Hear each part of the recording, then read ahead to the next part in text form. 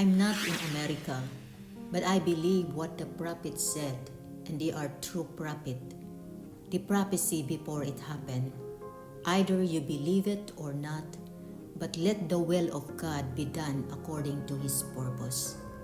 But the believer who pray must do her part to pray for his own country. According to Prophet Sado, President Trump is chosen by God for another 4-year term for a purpose. He extends His grace to America.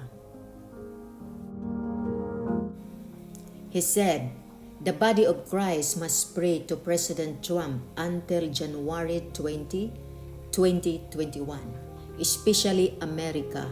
If people around the world pray for Mr. Trump, the more the true believer will pray for him in America.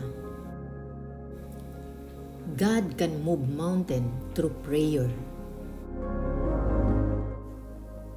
Those who follow Prophet Sado, and I'm one of them, his prophecy last year during his conference in Germany and Europe, he mentioned it. You can see it in my channel, I put it. Come to pass, it happened this year. He is a true prophet. All he said is true. The prophecy of Prophet TV Joshua on December 28, 2019.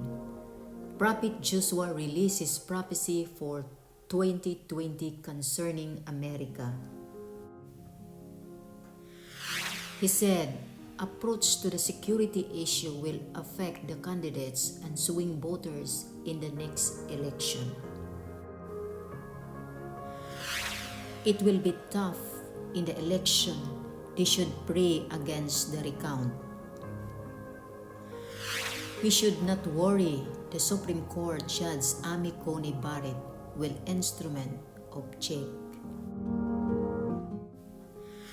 And look what happened for the election. All the words spoken by prophet come to pass. As believers who really pray, we have to continue to pray for America and to our country. What we want is the gospel of Jesus to be preached.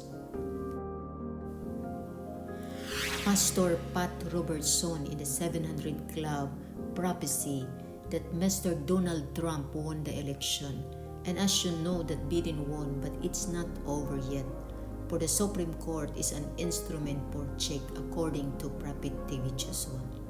So we have to wait and continue to pray for the will of God.